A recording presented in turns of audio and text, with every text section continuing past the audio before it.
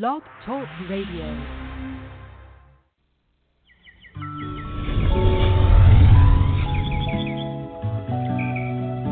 I think at one time or another we've all questioned as to whether all that we see and are experiencing in our world has some sort of a rational plan behind it. Because we understand now that both the Republican and the Democratic Party in our country are basically run by the same people.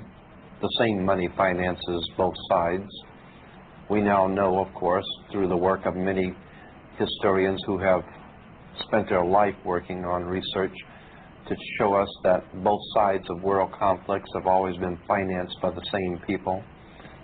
And as I've said before, there seems to be a method to the madness going on in the world. We know, of course, that we cannot depend on our leaders. Our leaders are misleaders. There is a science that they're following. They have their own agenda, and it doesn't include you. What your government pays for, it gets. If you are paid to do something for the government, they will extract from you exactly what they have paid for. When we understand that, then we look at universities and schools, government-financed institutions of education, and see the kind of students and the kind of education that's being turned out by these government-financed schools. Logic will tell you that if what is being turned out in those schools was not in accord with what the state and the federal government wanted, then it would change it. The bottom line is that the government is getting what they have ordered. They're getting what they have paid for. They do not want your children to be educated. They do not want you to think too much. That is why our country and our world has become so proliferated with entertainments, mass media, game shows, television shows, amusement parks, drugs, alcohol, and every kind of entertainment that keep the human mind entertained, so that you don't get in the way of important people by doing too much thinking. You had better wake up and understand that there are people who are guiding your life and you don't even know it. And all American citizens, I think, have suspected something like this is going on. But we're all too busy trying to stay alive and live our lives. And after all, what can one person do about it? This is the most powerful government the world has ever known. They had the ability to get a hold on Adolf Hitler 50 years ago. He had a standing army, the greatest navy, air force, military, secret underworld organizations operating throughout the world. But this government got a hold on Adolf Hitler because it chose to and it wanted to. And if you do not pay your income taxes, they will find you if you go to the Amazon jungle, and they will make an example of you. They will find you and they will deal with you, and you know it. But for some reason, they're unable to get a handle on drugs and the crime in the streets for some reason. It's 5:37 p.m. There's a cold sweat on the back of your neck. You're standing at an ATM in a crowded grocery store. A few yards away, the cashier's drumming her long red nails on the counter next to your groceries. There's a long line of people waiting to pay. You turn back to the ATM and swipe your card for the third time. Nothing happens. Your card won't work. Behind you, someone in line lets out an exasperated sigh. You apologize to the cashier. Annoyed, you head back to your car, where you fish out your cell phone and give the bank a call. It takes 3 tries until a woman's voice finally answers. But it's just a recorded message, so garbled you can't make out a word. You hang up, start your engine. On the way home, you stop off at a gas station. The attendant comes out as usual, but before you can speak, he asks a strange question. You buying or selling? Confused, You tell him you just want to fill her up. But when you try to give him your credit card, he suddenly backs away. Sorry, we're closed, man, sorry. You sit there for a moment, wondering what has happened. Finally, you head home. You tell your wife what happened? Definitely strange, but she figures it's probably just a computer problem at the bank. They'll have it sorted out by morning. You agree, but as you fall asleep later that night, you're not so sure. Suddenly, it's 4 a.m., and there's a cold fear deep in the pit of your stomach. Something doesn't feel right. It's not just a computer problem, and you know it. First thing next morning, you take a trip to the bank. It doesn't look open. A piece of paper taped to one of the doors tells you that it's been closed temporarily. No explanation, just a phone number to call and what looks like a government logo, but not one you recognize. You give the number a shot. It's that garbled message again. You hang up. Around the side of the building, there are a couple of dented ATMs with broken screens. As you head back to your car, you notice a man kneeling down by a pickup truck parked nearby. He's got a hose running from the truck's gas tank into a jerry can. Suddenly, he looks up and catches you staring at him. The look in his eyes tells you not to linger. He watches as you get in your car and drive off. Everything's closed. It's that same piece of paper everywhere. The same dark screens on every ATM. You start running into other desperate people, trying to deposit Social Security checks, take out cash, or find out why their cards suddenly aren't working. This is not just a problem with your bank. Your whole town is essentially shut down. And now that fear, that cold fear comes back. Something is very, very wrong. Credit cards aren't working anywhere. Most stores and gas stations are closed. Those that are still open have cash-only signs on their doors. That's a big problem because you don't have much cash left. You're watching The Madness of a Lost Society. November 26, 2010, Black Friday revealed yet further evidence of the complete madness of the populace of our lost society. In case you didn't hear, the leaders of China and Russia. China and Russia said that they are renouncing the dollar. The best way to think of it is a ticking time bomb. At some stage, the dollar will fall sharply. Now, you might be saying, Neil, what the heck does this mean to me? As the dollar loses status as the world's reserve currency, as mystery missiles launch just off our shores, as North and South Korea take the world to the brink of war, as the TSA violates all measure of liberty and constitutional rights, and as the U.S. military itself prepares for the coming total economic collapse and breakdown of civil order, this is what Americans care about. Wanton, lustful commercialism, acting like animals fighting over trinkets made by human beings for slave wages. As you watch this horrific video, do you think any of these people own a single ounce of physical precious metal? Any gold? Any silver? Do you think that even one of them understands what the Federal Reserve is, or that the Fed is spending them into oblivion in economic slavery? Do you think even one among them has made any preparations at all for the day when there is no food on grocery store shelves? And do you think the morally bankrupt executives at Target or Walmart even care? This is what we've become. A decadent, mindless culture who, by virtue of this complete and willful ignorance, are now officially complicit in the crimes being perpetrated against us. Do you think these people who behave like animals, literally trampling each other over $198 laptops and $10 toasters, will even pause for a moment to consider their actions before they riot and burn entire cities when the days of hyperinflation finally arrive? When the grocery stores are bare? When they are truly desperate? This, my friends, is what a dumbed-down, morally bankrupt, completely broken society looks like, and this is how it behaves. No outrage over the bankers raping them. No outrage over their gutted industry. No outrage over their plundered dollar. Just blind, wanton stupidity.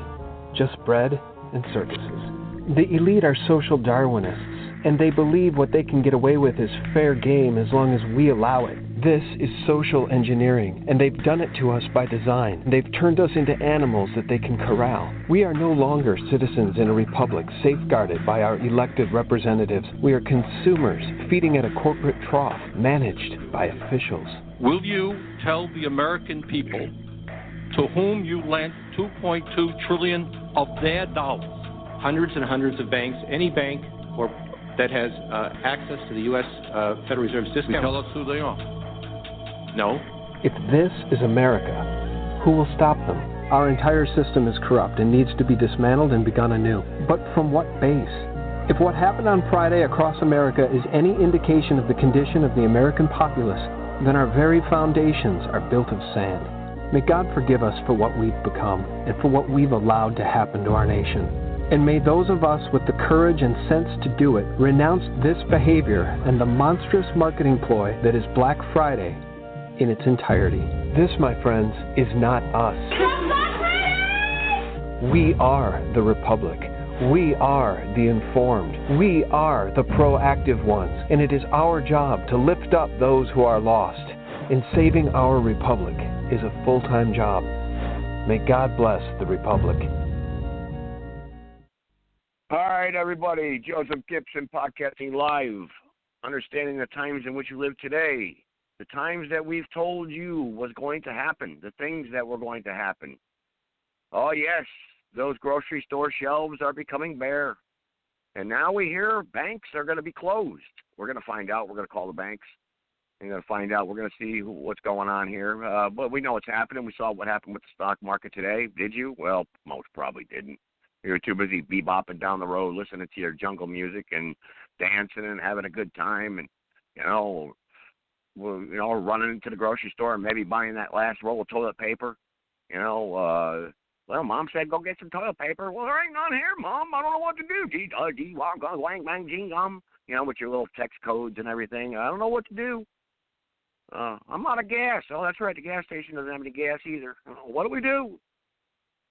Well, we told you these things were going to happen, and you can downplay it all you want. That's nothing. Don't worry about it. It's nothing. Maybe it is. But maybe these days are here. Maybe that time. See, if you don't listen to the intros, see how I open up the show, you don't get the platform, and you don't fully understand it. That's why we get idiots that call in sometimes, too. They totally forget. They don't understand these things that we've been talking about for so long. I've got people within my own family too busy. They ain't got time to listen. Man, I don't want to listen to that. It's not going to happen in my lifetime. Hey, that's fine. That's fine. But those people that are lost and that we've tried to uplift and wake up and try to make people understand what's really going on out there for so many years now, and if they didn't get it or they don't understand by now, then I say we have to leave them at the curb. We don't have time to go back and get them. Yes, people will be left behind. That saying in the military, no man left behind. Well, no, these are the times where, yes, we got to leave people behind. I'm sorry. We got to leave them behind because we've been warning them that this is going to happen. We got to leave them behind. That's it. But we got a bunch of numbers here. We want to expose this flu virus for what it is. I've invited people to come onto the podcast like I always do, and, I don't know what they're working on. And we discuss this all the time. People, we're working on so many different projects, and they got us running around in circles chasing our tail, and when we should be concentrating on one single thing. And once we achieve our victory on that, then we can move on to other things. Okay? All of us can't be divided, the people that are awake out there. Surely you people out there that are awake, that are listening now, can agree with that. We have got to stay focused on one single topic or problem and fix it. Because nothing is getting fixed right now. Nothing. Everything is going to hell in a handbasket right before your very eyes. And if you don't see it, then you are too blind and too naive, too ignorant. You're a bottom dweller, and you know what? Just go back to the hole wherever you crawled out of, because we don't need you walking alongside us when the time comes to stand up against these criminals. And some of you know what I'm talking about. this flu virus out there. Last night I was on the Zoom thing, and we dissected up late last night. And some people were on the queue here. We dissected this thing like crazy, and we found some crazy crap, some crazy stuff. And it was all out there for the taking, the information. But it's too late now. Everyone's so brainwashed about this thing. I mean, I was talking to somebody down in Florida, and I was like, I'm asking the person like 9 times in a row because they're talking about this flu thing. I'm like, what does this have to do with Wall Street? Why is Wall Street crashing because of a flu virus that killed 3 people in your state or has 5 people sick in your state? Why is that happening? And really nobody can give a definite, a bottom line answer. We're too busy talking about the same stupid crap. Now the NBA has canceled its season. No more basketball. Uh-oh. What are we going to do now? No more NBA. And guess what? Baseball's next and football after that. And I watched a movie once where the New World Order, about the New World Order and everything. And I remember seeing that, the picture of Madison Square Garden, no events scheduled. And I remember that little picture, no events scheduled. And that's what that reminds me of what's happening right now. So we're going to let's call some, first we need to call these banks and find out what's going on here. We're going to we need to call Wells Fargo. Got some information here that Wells Fargo is not going to be open tomorrow. So that's what we're going to do is try to call Wells Fargo first.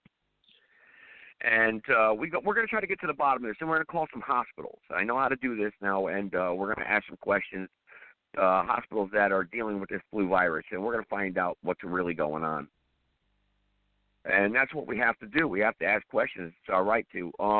There's other numbers here also that I've got for tonight that we're going to investigate. And this is going to be a good show, I'm telling you. I just got this feeling. But if you missed the beginning, I played the intros that I've been playing for years. That we're a dumbed down, morally bankrupt society, and we're not paying attention. We need to stop attacking all the many different issues and fighting with each other, like I've been trying to say for so long. And whether or not this is the beginning of the New World Order and this new global currency that they're going to introduce. And if you remember correctly, folks, go back in the archives. I said this was going to happen. The economy was going to crash. We were going to go into some sort of receivership. Look up what receivership is. Look at what it is. Look up what it is. And doesn't it sound like and kind of what the Wall Street is doing right now? They're buying, they're selling. They're selling more than what they're buying, and and they shut down today completely. I mean, you don't understand. It's finished. I just cannot see. It takes 5 months to return from a bear, right? You understand that? 5 months at least. So you got 5 months right now of a recession right now, at least, and we're not even out of it. So maybe you people don't get it. I mean, you think it's funny? That's fine. Go to your local grocery store and you got no toilet paper on the shelves. I mean, you just go right ahead. And also, I want to contact the prisons out there. I want to find out about the inmate population. Are they being protected by this flu virus? What's going on with this? I mean, how many inmates that are in prison right now that are infected? So I want to contact some county jails across the country, see what's going on. But let's contact Wells Fargo first. Wells Fargo, how much did the stock drop by today? It was huge. Man, they're in big trouble. Wells Fargo. But we're going to call Wells Fargo out here, and I'm not going to say where, but they should pick up. We'll see what happens, and go from there. I got a bunch of numbers here tonight, and that's what we're going to do tonight. If any of you want to jump in, press the number 1, and I'm more than happy to get you in. But I don't need no infomercials or commercials from anybody tonight, especially, the Mandelicons out there and the Shabakas and all the other characters. They're people in a state of emergency and this and that. We don't need to get into the race card here. We don't need that. All right. See, let's go with Wells Fargo here.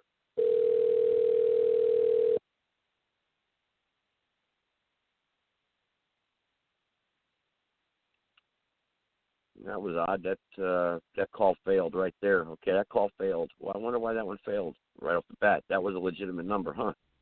All right, Mal. Okay, I see what I did there. All right. Oh, live radio. You turn on your FM radio when you're driving down the road or whatever. It's not real. It's all scripted, recorded. It's not live. This is live. We're getting live voices, live people here, and that's why we like so many people to call in and give their opinions and what they have to say. It's very, very important. So let's call another Wells Fargo here. Come on now. Should get them this time. Thank you for calling Wells Fargo. Hello? This is Sharon. May I help you? Yeah, Sharon, how you doing? I got a question. I'm a Wells Fargo account holder, and I've just been hearing some of my friends called me tonight, and they said that Wells Fargo, they were going to be closed tomorrow, or they're going to be closed Friday, Saturday, and Sunday, and then maybe reopen on Monday. Is that true? That's not anything I've been communicated to about. As far as I know, we're open tomorrow, open Saturday, open Monday. Okay. All right. I just wanted to make sure because that's what I heard. Thank you very much, man. Appreciate your time. You're welcome. What's that? Bye-bye. I was wondering where they were hearing.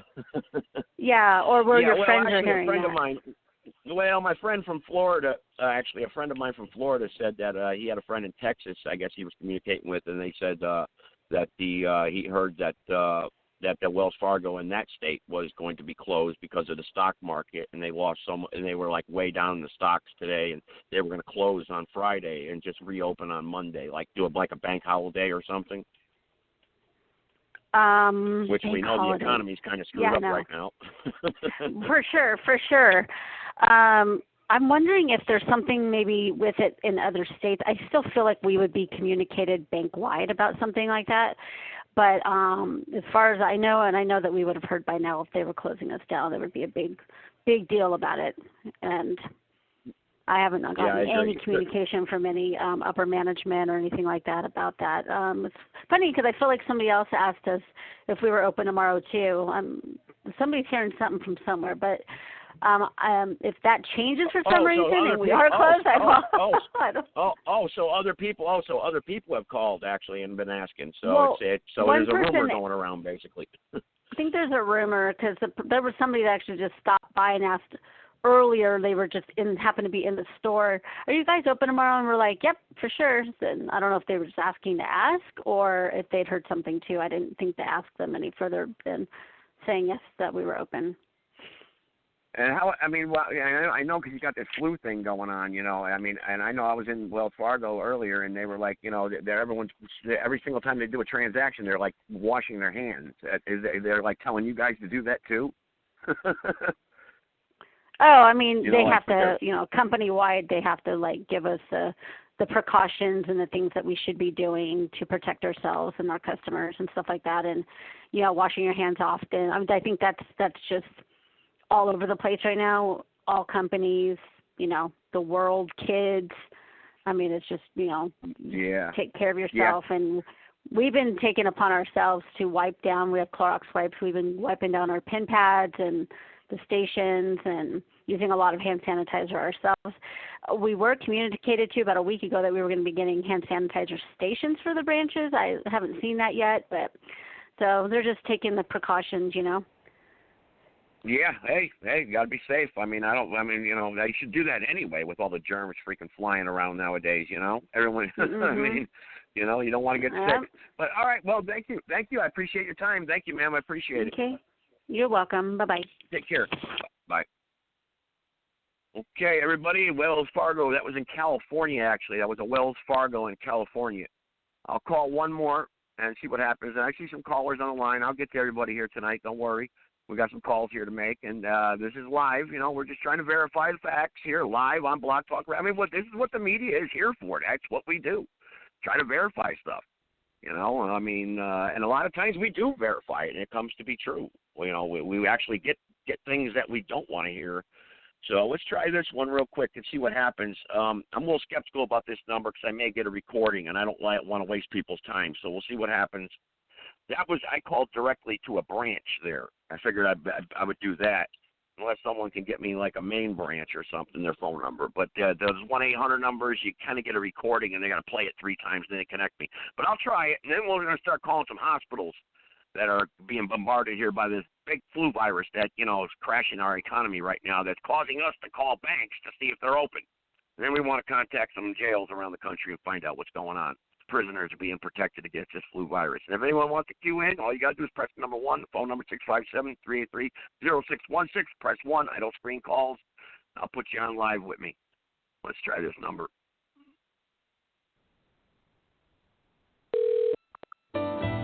Welcome to Wells Fargo. This call may be monitored or recorded.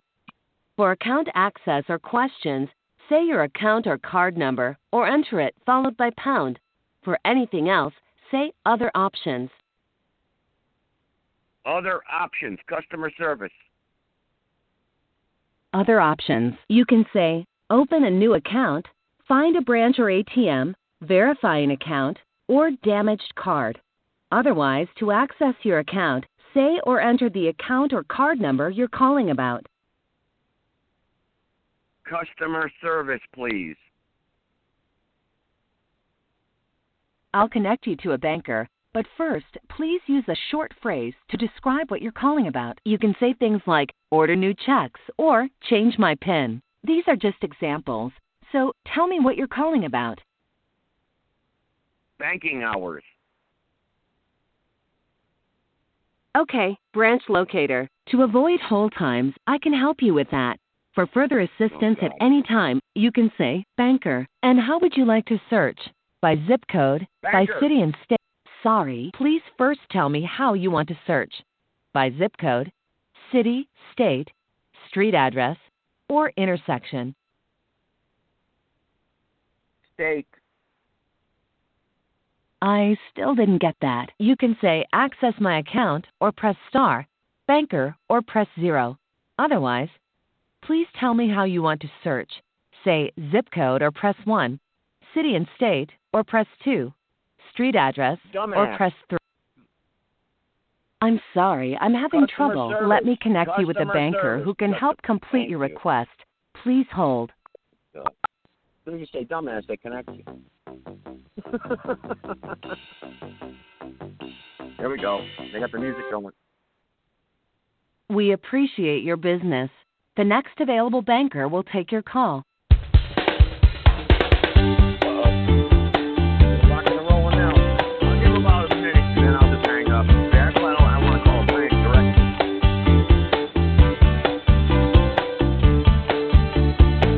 All bankers are busy assisting other customers. Please stay on the line for the next available banker.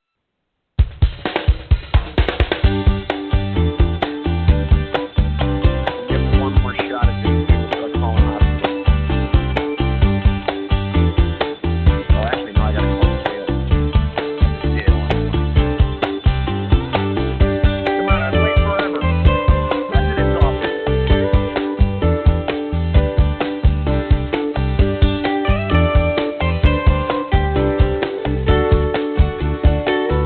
Your call is important to us. Please continue to hold, and your call will be answered in the order received.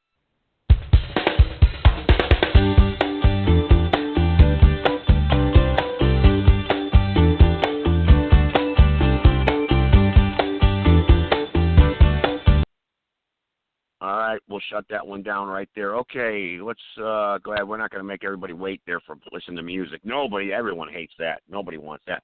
Let's call a jail, and then we'll start calling the hospitals. And then we'll take some live calls. All right. Let me just check one time here. I'll give them one shot. I think it just clicked. Nope. Hello, Oh, there we go. To Wells Fargo. My name is Christian. How can I help you today? Oh, yes. How you doing? I was just wondering, I'm traveling abroad, kind of like Andy Dufresne, from that movie Shawshank, traveling abroad. Mm-hmm. But I've been hearing that some banks have been, Wells Fargo branches are going to be closing tomorrow because, the economy and the stock market thing. One of my friends told me, he says, you better check because some banks I heard are closing, Wells Fargo branches. Are any branches that you know of closing because, are like having a bank holiday tomorrow that you know of? No, nothing that I've seen or heard, but I mean, that's the first time I hear so, but I definitely want to make sure for you, sir. So, yeah, because we haven't had no alerts or anything about branches closing tomorrow. So, like I said, I want to figure out for you, sir, just to make sure I'm, up to date. Is it okay to just place you in before and take a look at that here for you? Yeah, sure. Yeah, so, and that's the only concern, right? Yeah, I just want to make sure that the banks are going to be open because, like I said, my friend said that some of the banks are closing because of Wall Street, because like Wells Fargo, the stock market is crashing. So some of the banks across the country may be closing tomorrow. So I just want to make sure that that's not true, you know? Yeah, so I just checked for there's nothing that shows anything for that. So actually, I found this. Yeah, but it's not nothing's closing for everything. Should be regular hours tomorrow still. Regular hours. Okay, that's great to know. Thank you so much. That's good news. I don't want my bank to close on me. Oh no, so you're fine. I'm not sure. I mean, there's a lot of stuff going on right now, but with us, we're still here and we should be good. I know. Yeah, there is a lot of stuff going on with the economy. I mean, do you think though that that one day that's going to happen, like 1929, like all the banks are going to freaking close on us, and we're not going to be able to get to our money? I'm a little worried about that. No, I totally agree with you, sir. That is a great question, sir. Yeah, they haven't. I mean, they're taking a lot, especially like with like health issues and stuff like that, like with the flu and all that stuff. Not the flu, but the everything going on. But they've been doing pretty good, like keeping like groups. Not in groups and like try to get people, but nothing that they've updated us with, sir. So I don't know, sir. That's just something that's gonna only time will really tell on something like that. But not that we know. Like they haven't gave us a heads up or anything. The flu virus has got everyone scared. That's what I don't understand. It's like the regular flu killed 17,000 people last year, and this flu virus has only killed like 137 people, and everyone's panicking. I don't understand it. I don't get it. Yeah, I think the main thing is because they don't have a vaccine first, so they can't really help it. But yeah, I know exactly what you're saying, sir. So I mean, I'm just keeping my head up. Hopefully, everything they find a situation or it doesn't get that bad. But yeah, only time really will tell with something like that.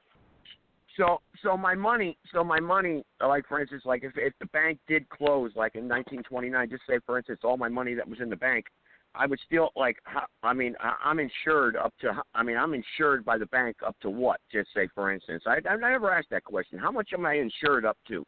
Like for instance, if the bank just collapsed and closed. Oh, no, you should be able to get your full funds. How much we owe you. So something like that we want to hold. Yeah. Oh, okay. So if I got like $750,000 in my checking account and in savings and checking, I'll be able to have access to that with no problem at all if the bank collapsed or just went out of business.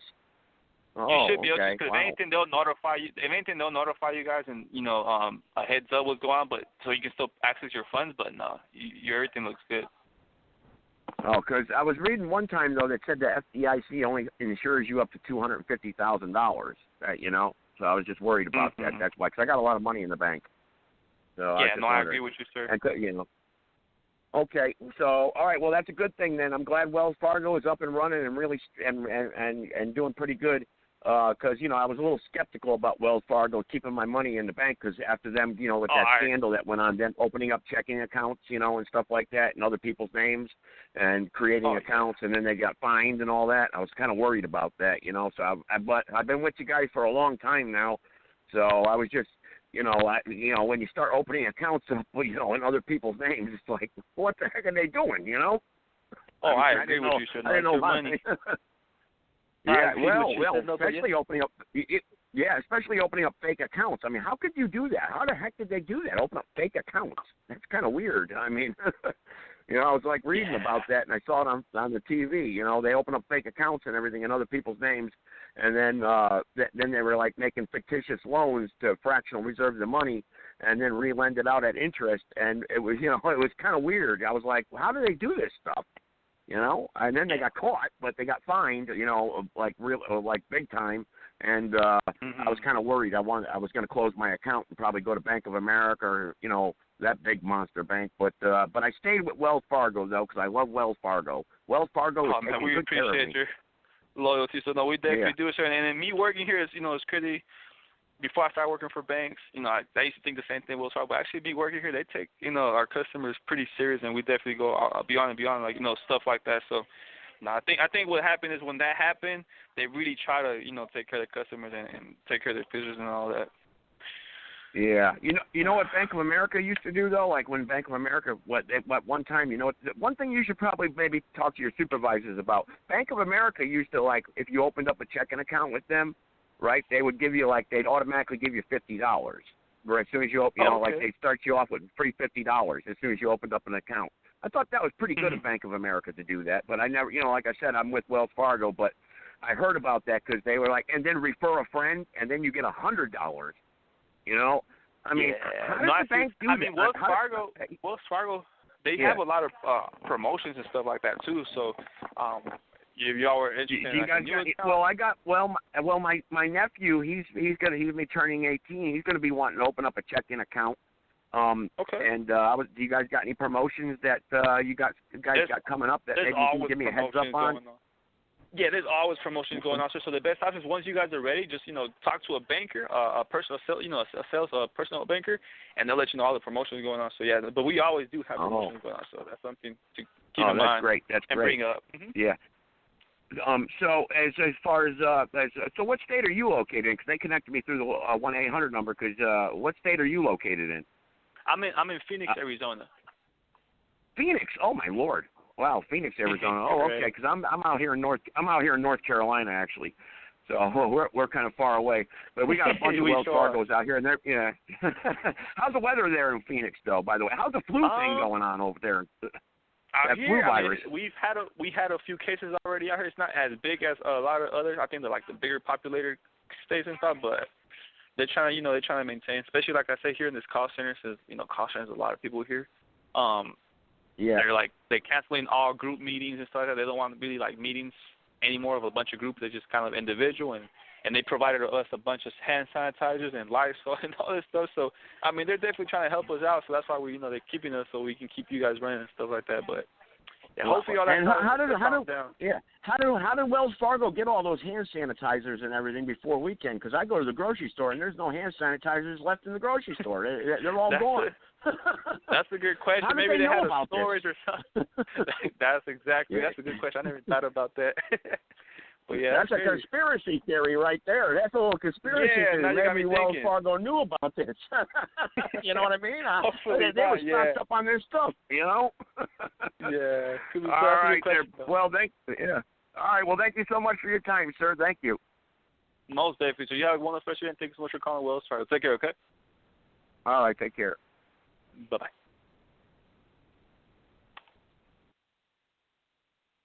Oh, I hung up on 812. I hung up on 812 by accident. Sorry, 812. Hey, somebody messaged 812. I hung up on him by accident. Sorry.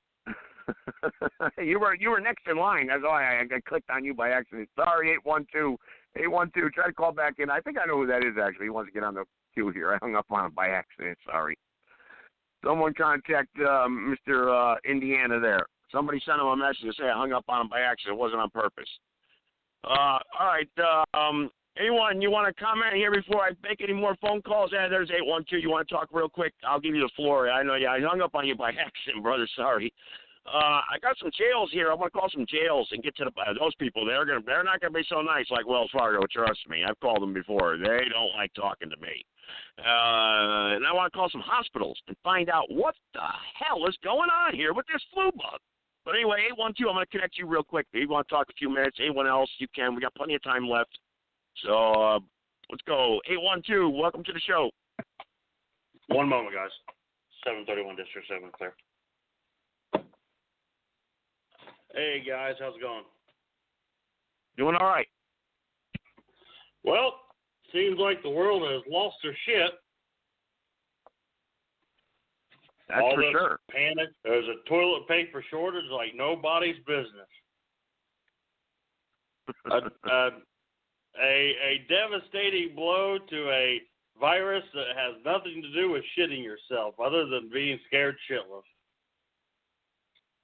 I'm sitting here marveling at the fact that I buy toilet paper at Sam's Club. I'm stocked up for about a month and a half to 3 months, depending on how much food I eat in a week. So, we're seeing this mass panic, this end of days. Time has come. It's all going to end, and everybody just slow the fuck down. 549 cases in the United States. How many deaths so far? 3? Is it 3? Is it really 3? I thought it was like 100. Wow, I've been misreporting this. I thought it was 100. It's only 3 people dead in the entire United States? Yeah, there hasn't been that many deaths in the U.S. I mean, I haven't heard of very many.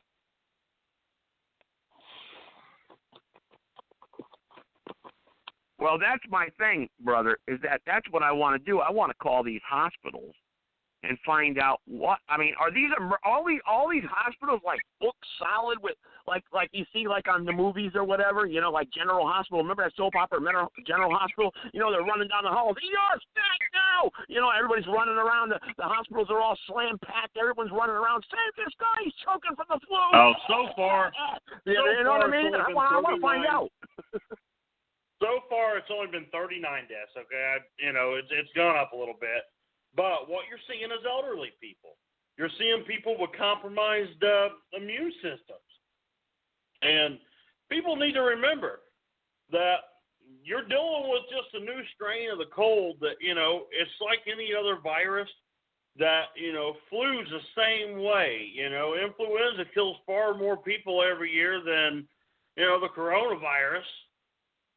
I mean, the coronavirus has been around for how many years, and everybody's just flipping out because the media's lost their fucking shit, and they need something to boost their ratings because, well, the Trump impeachment trials kind of went fucking flat, and all of a sudden the tables have turned on their party of choice. I mean, and now, here's the thing. What they don't realize is if the president declares martial law, boom, there is no election. Well, there you go. That's interesting. That's interesting. That's very interesting. So there's no election. They suspend elections? They can suspend elections during a time of national martial law. All right. Now, here's what they'll have. Okay? The president's talking about reducing payroll taxes, in a significant way. And, the stock market, it's fluctuating right now. And it will, because the media, and I'm going to be quite honest, the media is 95% of the issue, including the stock market issue. Now, China, this is hurting China, all right? China's bringing itself to its own knees. This is not a bad thing, honestly. You know why? That opens up trade opportunity. Now, Indiana, hang on, Indiana, let me interrupt you 1 second. Now, you said fluctuating the stock market. That's not really 100% accurate either now. Well, this is the worst the stock market has reacted, even worse than 1987, the crash of 87. And that was bad. So it's pretty bad, the stock market right now. You know why? No, I don't. That's what I want to find out. The media. Because in 1987, did we have a media conglomeration like we do today, back in 87? No. No, we didn't have no Fox News or anything like that back then, no. We didn't have all these biased channels. You had Walter Cronkite, who told it like it was. Peter Jennings, Sam Donaldson, yeah. Yeah. Okay, what you're seeing is ratings. Okay, and what it is the media outlets do not care. It's about ratings, and everybody's feeding into the media. Everybody's feeding into the mass hysteria. This is something we learned about the military. Why don't we call the media tonight? That's a good idea, actually. Go ahead. I'm going to continue on. I'm going to look up some numbers here. I'm going to get to the bottom of this tonight. Okay, well, see, what has happened, we, in the military, we even dealt with this, okay? There's training for public affairs personnel who deal with civilian media. And the one thing that they're trained to do is basically deflect divisive and inaccurate statements and questions. Because the media is good at that. Yep. They're doing it right now. They're playing with everybody's emotions. They're playing on their fears. They're getting these, quote, expert witnesses who are just happen to be on their payroll. So these are expert witnesses.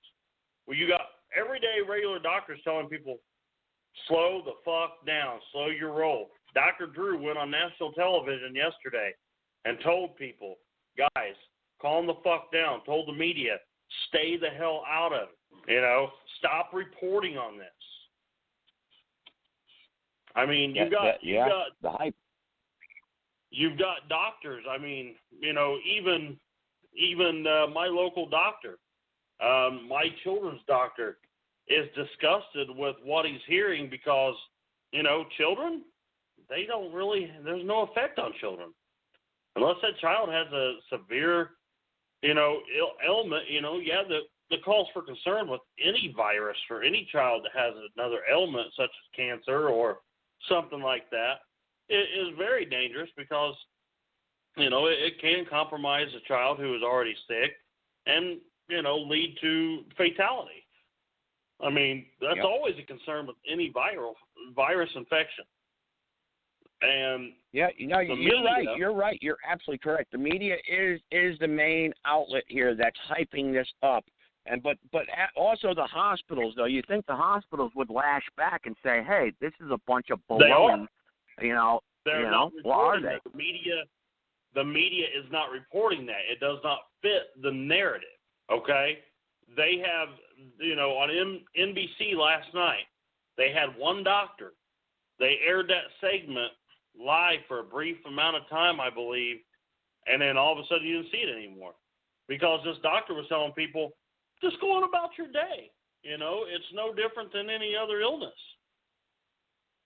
Wash your hands. Yeah, that's true.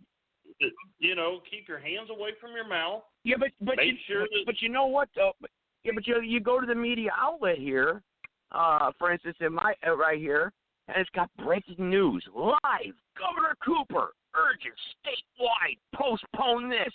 Breaking news: March Madness announces teams won't compete, because of this flu virus. So why are they freaking doing this to media? Who's holding the media accountable? Are we, as a people, holding them accountable? No. Well, but we're watching it, aren't we? That we're feeding their ratings.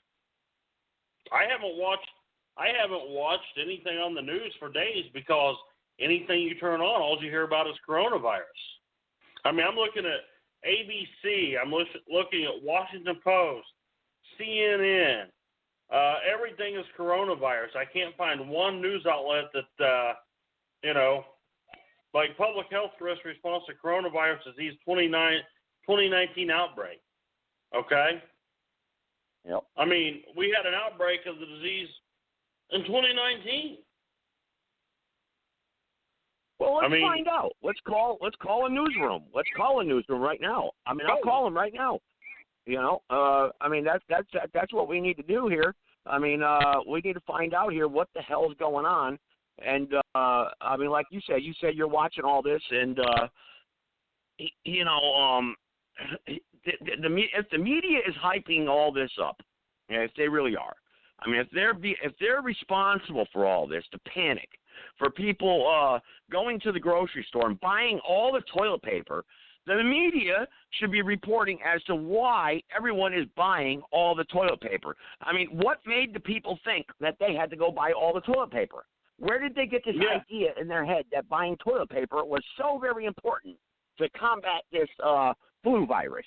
You know what I mean? Yeah. This ain't even a flu. This is a cold. Yeah. Well, I'm gonna call Channel 2 News right now. I'm gonna call them right now. I'm gonna call the newsroom. I want some answers here. We want to know. They say we want to know. Well, we want to know here on Blog Talk Radio. I want to find out, understanding the times. Let's call Channel 2 News, see what's going on. Yeah.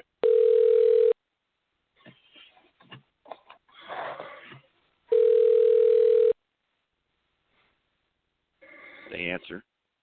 Hello. Oh.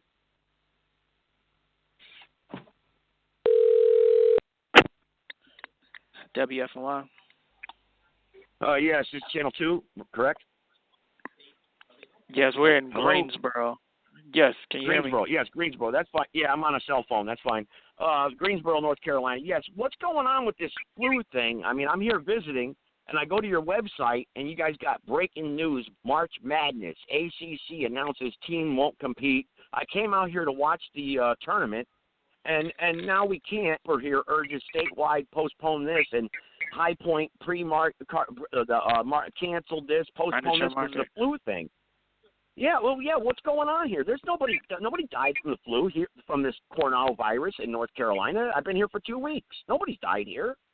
So what's going on? Yeah, I mean it's pretty much like a national thing at the moment. So yeah, you are right. ACC is canceled. NCAA as well. NBA and many others. Yeah, so basically this is about the ratings then. This is about the ratings. The news media is blowing this out of proportion because, like I just said, I've been here in North Carolina, and nobody has died from the flu that I could see. You guys haven't reported anybody died, right? So, I mean, unless you know something I don't know, has anybody died that you know of? So far, it looks like there's 15 cases identified statewide.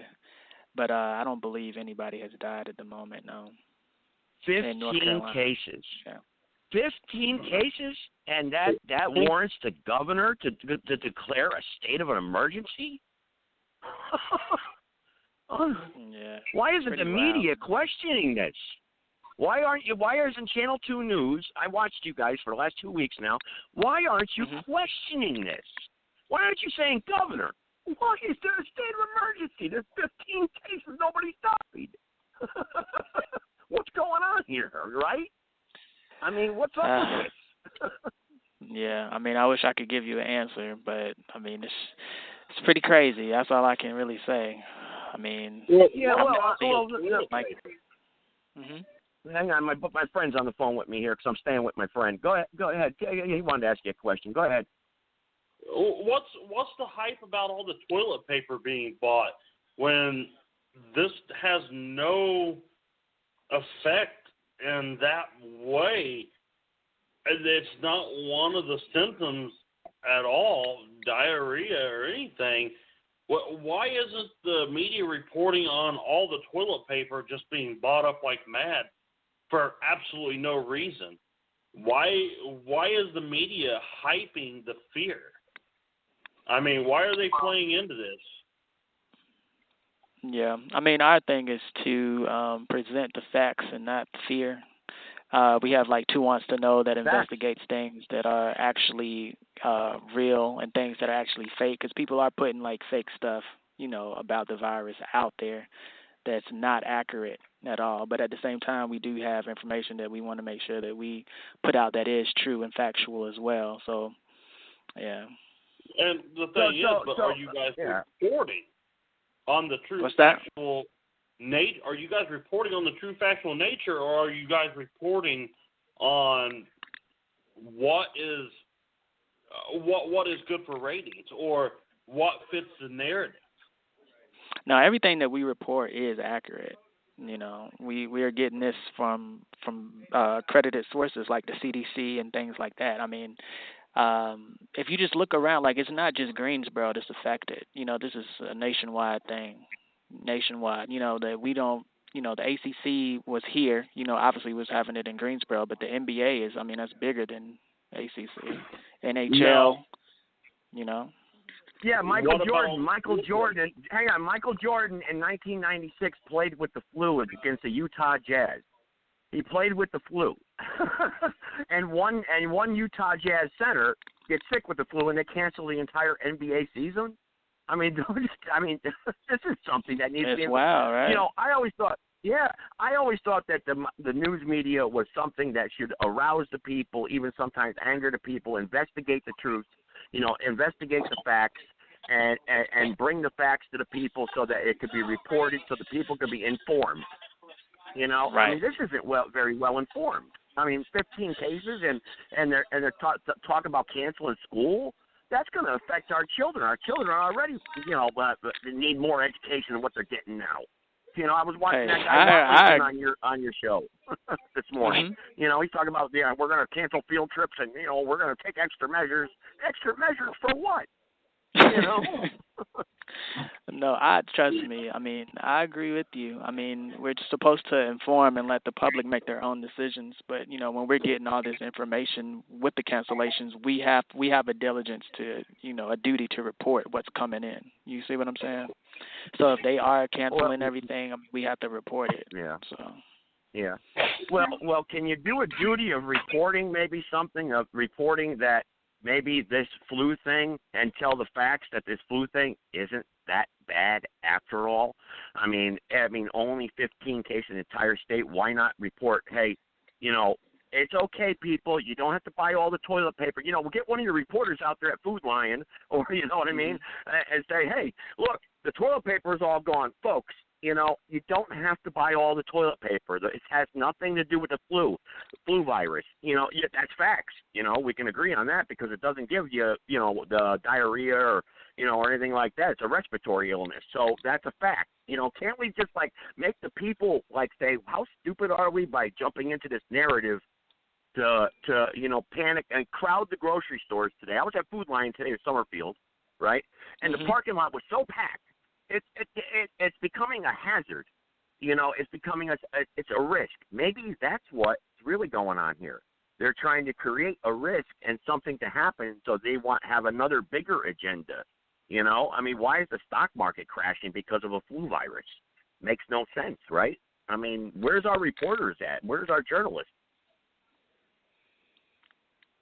Yeah, I don't really know what to tell you.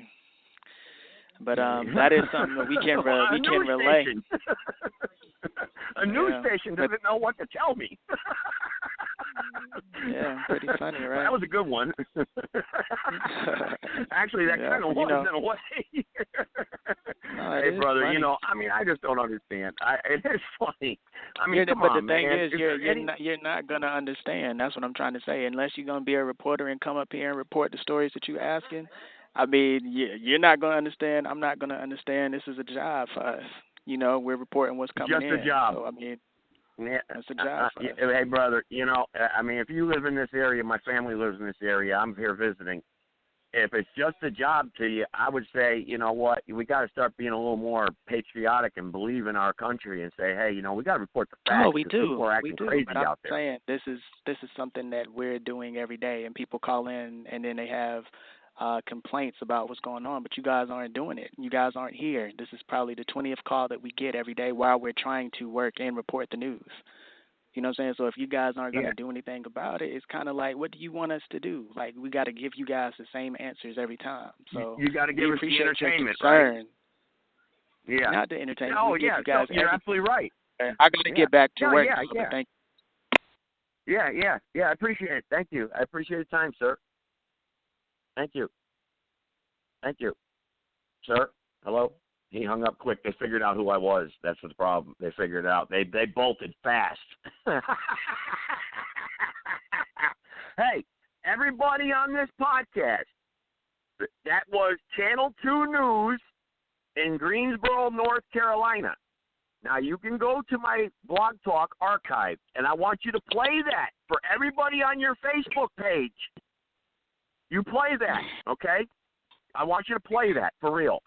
Because you know what? Hey, Joe. Basically, that's what they're doing. That's what they're doing, Indiana. They're playing. This is what he said.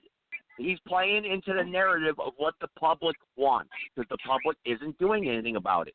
The public isn't saying, this isn't true, so why are you guys reporting on this? They're feeding into it.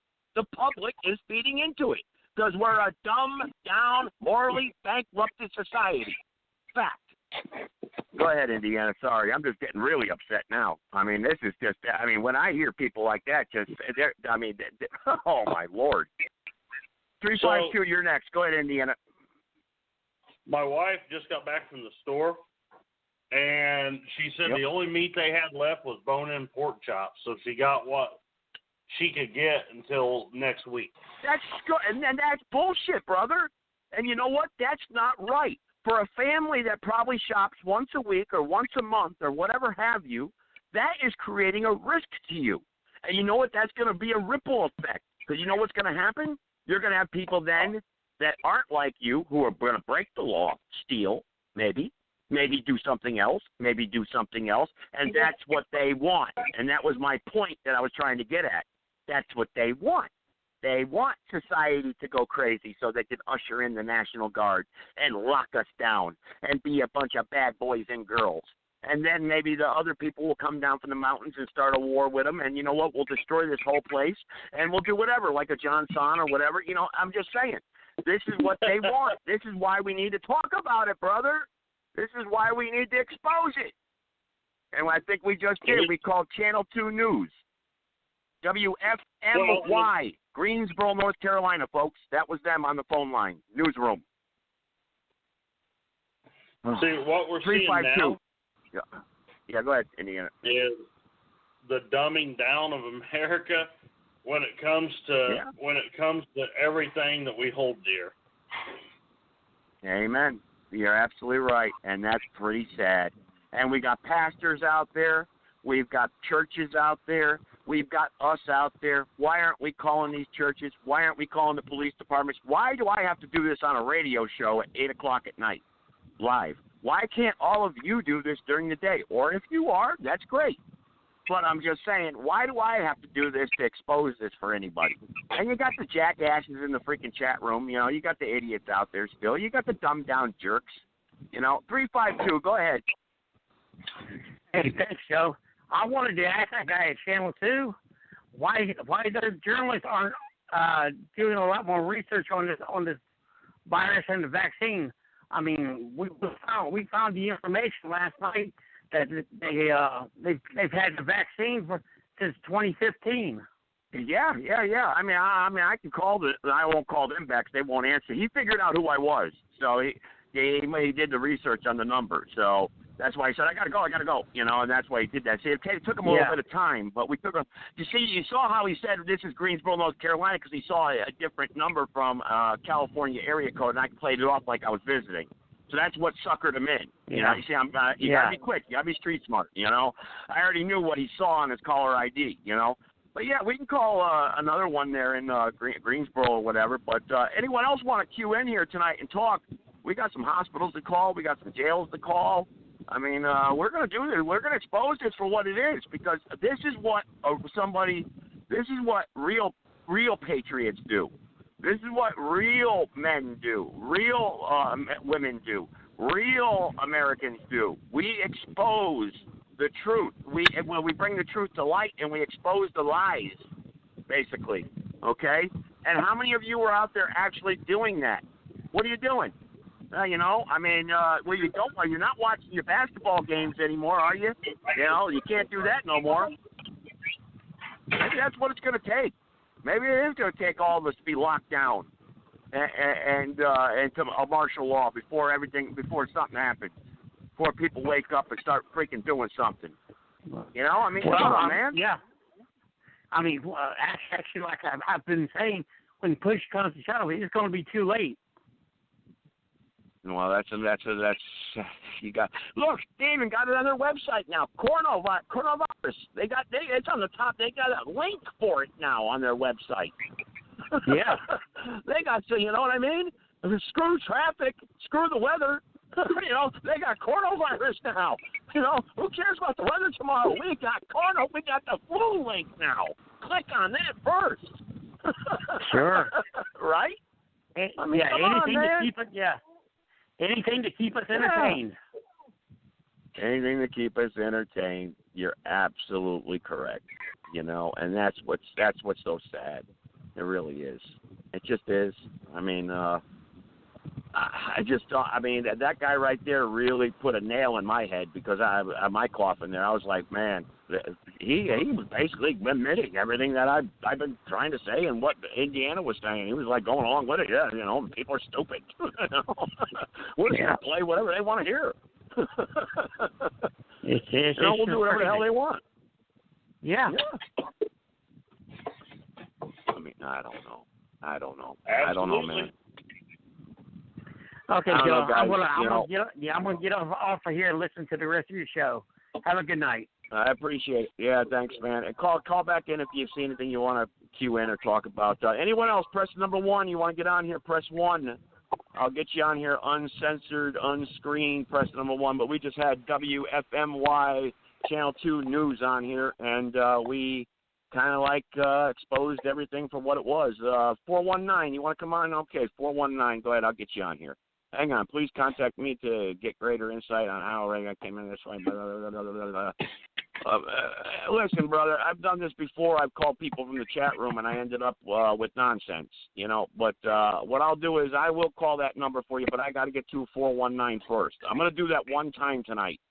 So don't everyone, so everyone else don't jump on the bandwagon. Call me, because and after the crank calls, I'm not going to do it. I've been doing this too long. Go ahead, 419. Go ahead. Hey, Joe, this is the common man pulling for you because it seems like you might be our only damn chance. I hope not. We're really in trouble if that's the case. It's going to take a lot of us. It's going to take a lot of building. But I got some info from the Pentagon. And the Pentagon is talking about in 2 weeks shutting the entire nation down. Now, here in Columbus, Ohio, the hospitals in Columbus, Ohio, have put tents up as quarantine stations in Columbus. This is not bullshit. This is fact. Call Jeremy. Wow.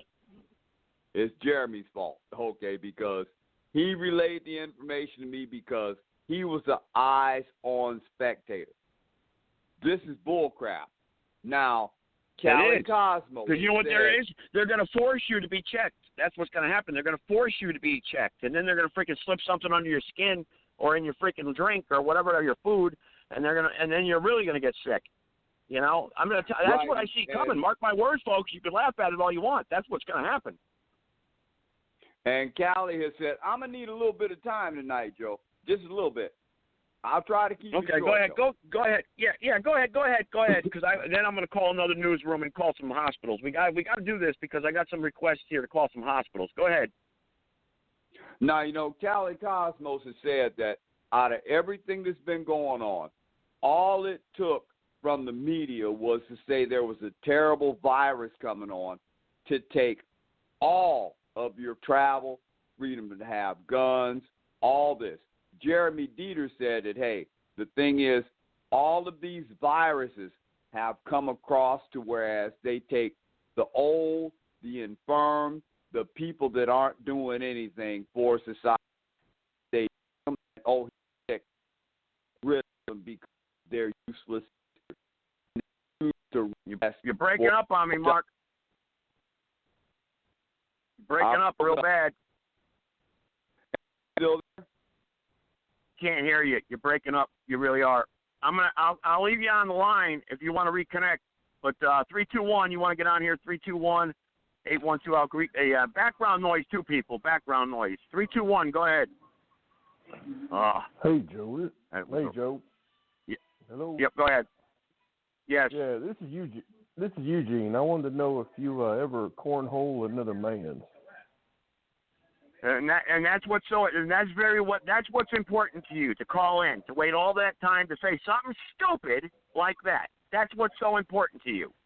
You must be a bottom dweller and loser who lives with his grandmother, who has to get $20 a day to go smoke his crack rock or do something stupid, plays with himself, looking at naked girls, but you come across my radio show, because you've done this a couple times, you are a bottom-dwelling loser, sir. That's what you are. You're a pervert loser. And you know what? You deserve the New World Order. You deserve to be a microchipped. You deserve it. Get off my show. Go ahead, 812. Well, you got the Goonies coming out tonight. Oh yeah, you're gonna get that. Listen, I've got the Fox. I got another Fox newsroom. I want to do that. Then I want to call a hospital. I know a friend of mine wanted me to call a hospital. Let's do and expose that. But I would like her to call in and press number 1, and I'll let her question the hospital if she wants. I'll get the hospital on the line. I'll let her question the hospital. I'd like to do that actually. But let's call this newsroom first. And I really want to get to the prisoners, too, because that's important, because there's so many people that have been kidnapped around this country, and they could be freaking getting set up out in these jails, and then kicked out the next day, these 24-hour tanks or these drunk tanks or whatever, and then they hit them with the flu virus, and then they're out there. This is serious stuff, Matter of fact, let's ask the newsroom that. What's going on? All right, let's go. Let's try. Let's call the newsroom. Foxy, this is Lisa. Yes, how you doing, Lisa? I'm here visiting in North Carolina, and I saw the tournaments canceled and everything, and I'm just wondering why, because of this flu virus. There's only 15 cases in the entire state. I mean, why is this such a big news story? Why is the news media playing into this? I don't understand. Well, when you cancel a big tournament, you need to let a lot of people know, so that's why it's a big story. When you've got people coming into town for a big tournament from all these schools and everything, that's why it's a big story. Yeah, it's a big story, but you're look, the NBA canceled its season, right? We know that. That was a big story. Michael Jordan in 1996 in the finals played with the flu. One NBA player gets the flu today, and all of a sudden the whole entire season is canceled. I mean, what's going on here? I mean, 15 cases in the entire state of North Carolina, and you're going to cancel all the activities and all the tourists that are coming here and cancel it, and this is a big event, and the economy's crashing, and all the toilet paper's missing out of the grocery stores. I mean, what's going on here? Can we really get to the truth here? Well, I can pass along your concerns. We didn't cancel the tournament, if that's what you mean. No. Well, the media hyping it up kind of canceled it because it scared everybody. I think if the media did not report this stuff and maybe did not concentrate on it so much and make the people scared and afraid of this flu virus that's crawling under their bed in the middle of the night and going to infect them, and they have to go out and buy toilet paper, which has nothing to do with this flu virus. It's a respiratory illness. I think maybe we would still have our tournaments going on in Greensboro. Okay. Well, I'll be happy to pass along your concerns, sir. I don't have an answer for you. I'm sorry. I know. Okay. I understand, but are you a journalist or are you just somebody who answers a phone? I'm an assignment editor. Assignment editor. Okay. Well, don't you think that the news media should be reporting the facts and maybe informing the people of the facts and the real facts and inspiring the people and sometimes even angering them and making them aware of what's really truly going on instead of playing a narrative of a national stage? Because you just said it's a national story, so therefore you're reporting on it. Why not, the facts here in North Carolina where I'm visiting is there's only 15 cases of this flu virus. 15 cases. For goodness sake, there's more than 15 people sometimes living in one house. So how is this a national emergency? A state emergency, I mean. Okay.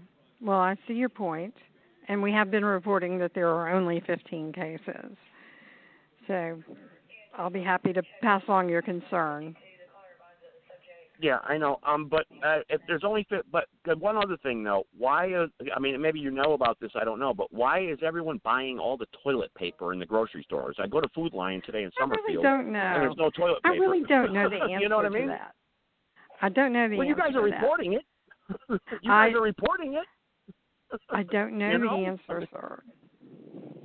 So. Well, then, don't you think, as a news outlet, you would go find the answer as a journalist? I think that would be the smartest thing to do, don't you? Well, right? I'll pass along that idea as well, sir. Okay. It's a good question. Well, I don't know. I don't know why. I don't know why. Okay. Well, at least you're being honest, and you're not trying to give me some lie story or whatever. You don't know why, but. Yeah, you're an editor there, and so I'm just saying, obviously, maybe we should start looking into this, and maybe, the community is very important. The community doesn't need to be buffooned by our local TV stations about some virus that's not going to hurt them. Don't you agree with that? I think that by and large, it won't hurt most people. I don't think most people in America are going to die from it.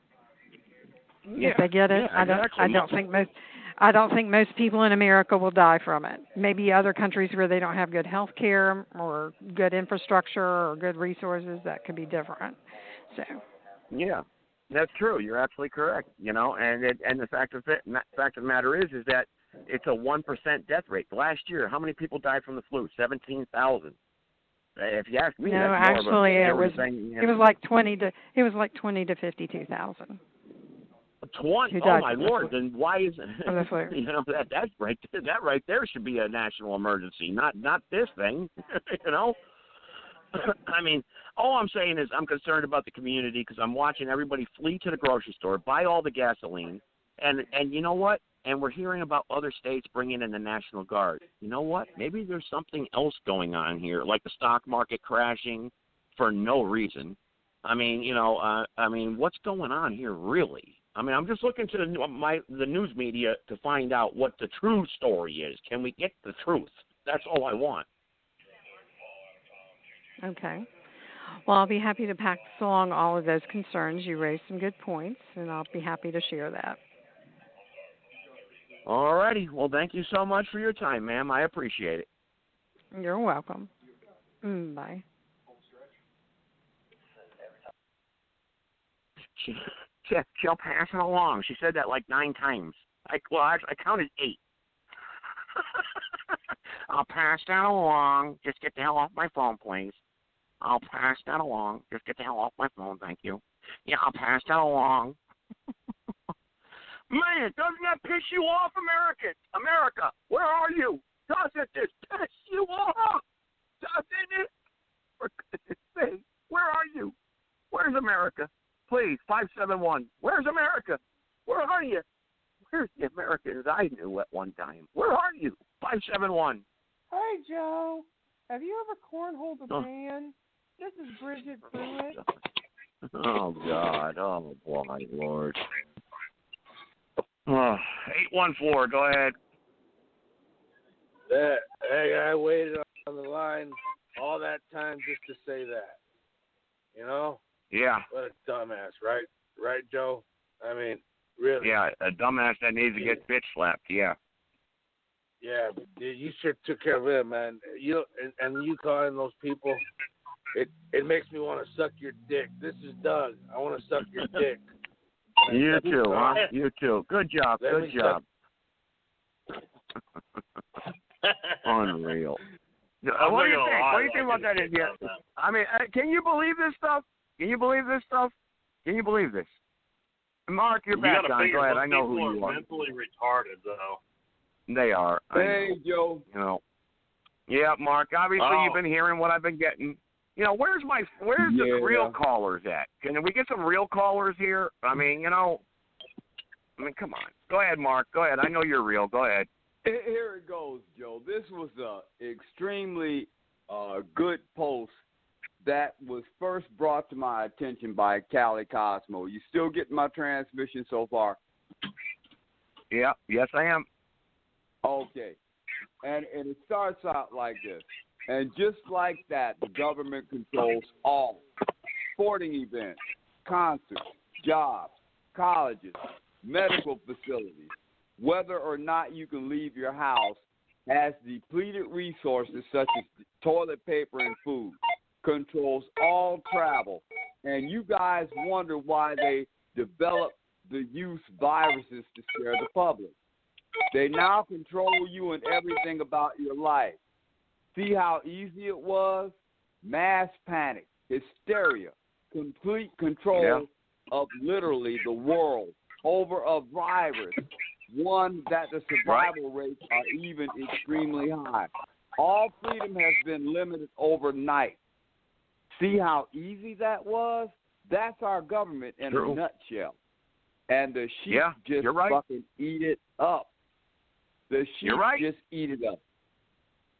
You're right. And now, a friend from the Pentagon has told me specifically that in 2 weeks, the rest of, I'm not going to put no names in there, but our government is going to shut the entire country down. The whole thing. No travel. I believe it. You can't go to the store. Everybody has been told to stock up on food that you can get by with for an entire month. For people that are in the cities that are working from week to week, this is not a possibility. You don't have money to buy food for an entire month when you're not working and living week to week. That's right. Things are getting ready to get ugly, folks. You know what? Everybody go to every single church there is. Go to every single church and that hands out food, and you take advantage of that situation and get as much food as you possibly can, because this is what Mark is reporting. Mark's reporting that in 2 weeks we will be locked down in our homes. And if you think you're going to go out of your house in your woods and hunt for food, you're not, because you're going to have helicopters flying above that will zap your ass. You can do that part. You can go out in your woods and hunt. You just can't so you go to outside. the store. I thought you said we were going to be locked in our homes. Okay. No, so I was happy about that. Yeah, we'll be locked in our homes. You can't go to the store, to the church. You can't go anywhere where there's any other people that you can be in direct contact with. Oh, woods, okay, lake, I got you. River. Okay. Yeah, all that's fine, but it's one of those travel at your own risk. But the police will be there exacting their fines just the same.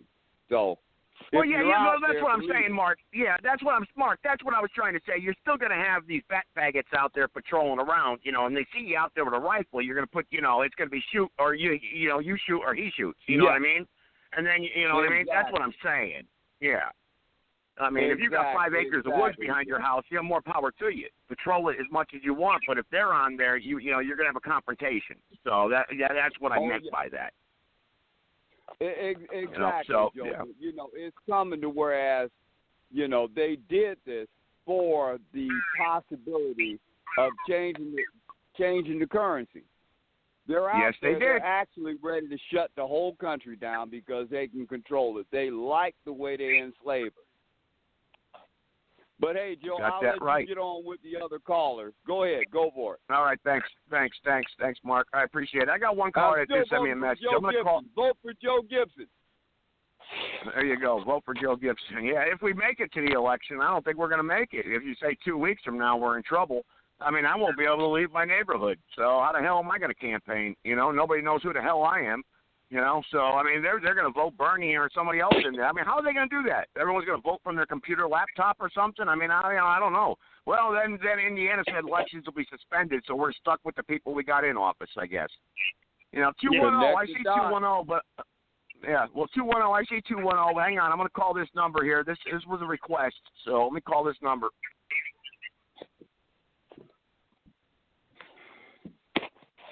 Wasn't that call failed? All right, the guy that sent me that in the chat room there, the call failed. You said you're from New World Progress at gmail.com. I don't know who you are, but it says call failed.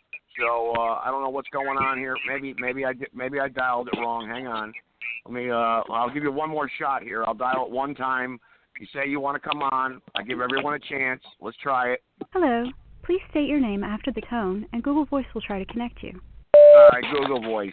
Yeah, Google Voice, whatever. All right, Google Voice, Joe Gibson from Understanding the Times in Which You Live. Come on.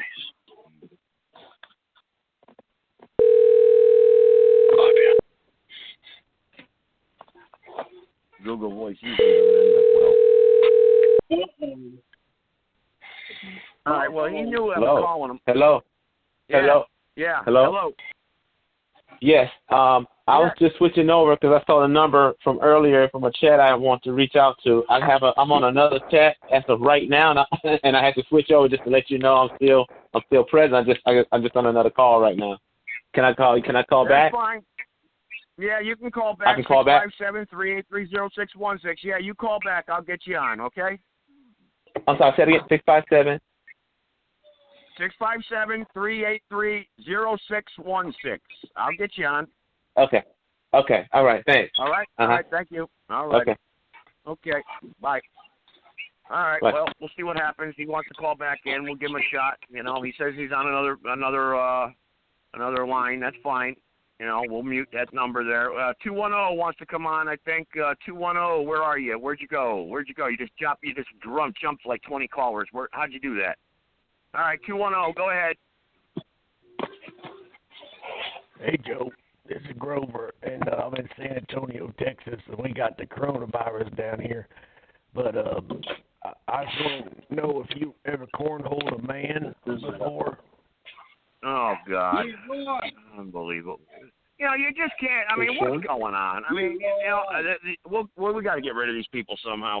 All right, let's call a jail and find out what's going on with the prisoners there. Let's call a jail, find out what's going on, how the prisoners are getting, if they got any type of screening process for the prisoners up there in, and then we'll go ahead and call a hospital, and then we'll wrap up the show. Okay. Okay. All right, let's see here. All right, background noise. Whoever's got the background noise, we got to watch you here. Background noise. All right, let's see here. All right, let's try this one. Boy, these people. They just say, I mean, why would you call into a radio show and act stupid like that? It makes no sense. It makes no sense. All right, 203, go ahead. Here we go. New Haven, CC. Yes, how you doing? I was wondering about the inmates that are having the intakes and everything like that. How are you protecting them against this coronavirus? The what? This flu virus that's going around. They're reporting on the news, that everyone's locking down everything. I was just wondering, new intake inmates, are they being screened for this flu virus?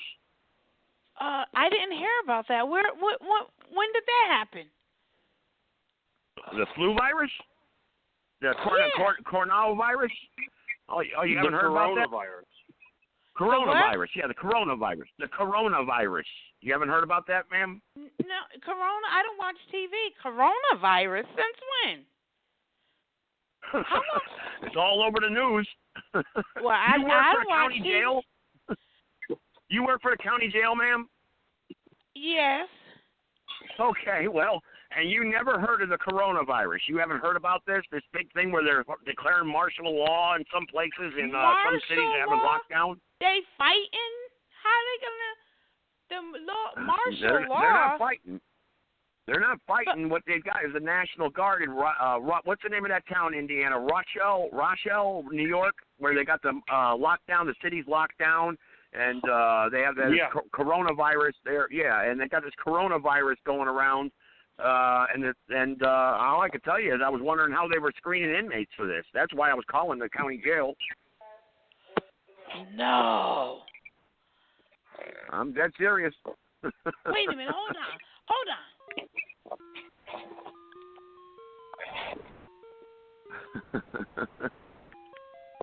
That's the Hartford County Jail. You there? That's New Haven County Jail. Yes, Hello? I'm here. This is New Haven. Yes, this is the New Haven County Jail. You're telling me. Who's this? Where you calling from? I'm calling from North Carolina. We're on a radio show. You are?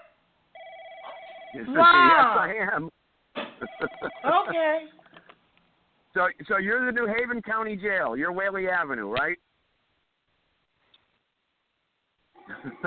I don't think that was Whaley Avenue. I think I got the wrong number. I think that was somebody strung out in New Haven, Connecticut, high on crack. I got the wrong number, but just the person happened to pick up. Oh, Lord, man. Oh, man. Where the hell are we? The Twilight Zone? Good God. I thought I was calling New Haven County Jail, actually. But I happened to call somebody in New Haven, Connecticut. Obviously, she was doing a hit or something. I don't know. Oh, boy. Welcome to America, everybody. Welcome to America. All right, let's try one more here. This is Bridgeport, Connecticut. It's supposed to be. Hello. You have called Hartford Correctional Center of the Connecticut Department of Correction. If you know your party's extension, please dial 1 now. Please select from the following menu. For directions to the facility, press 2. For information on visiting, press 3. For a departmental listing, press 4. If you are notifying the facility of a major illness or death within an inmate's family, press 5. To speak to an operator, press 0. To access the Department of Corrections website, go to www.ct.gov/DOC. Thank you. You're welcome. Are they going to connect me? Sometimes they do. Hello? Operator. There we go.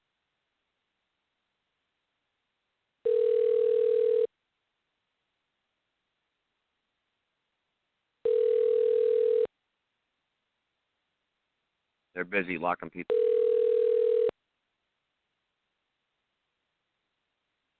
Oh, come on. Answer the phone. Somebody's got to be there. Hartford Correctional. Yes, sir. How you doing tonight? I'm good. All right. I was just wondering if this coronavirus that's going around, if there's any type of screening process that's happening for the inmates that you're doing intake for. If there's, through the intake process, if you're screening them for this virus to keep it from spreading throughout the jail or throughout the prison system in the state of Connecticut, sir.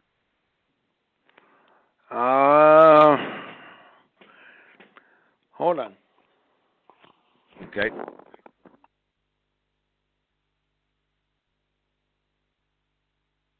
Hopefully we get a hold of somebody here.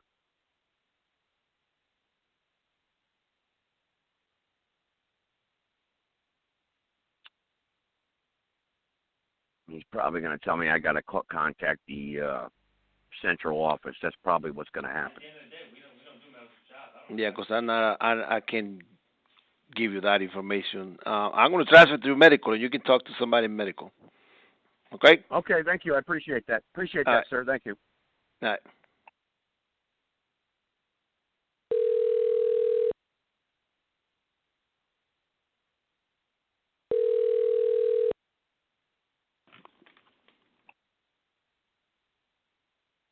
Hello?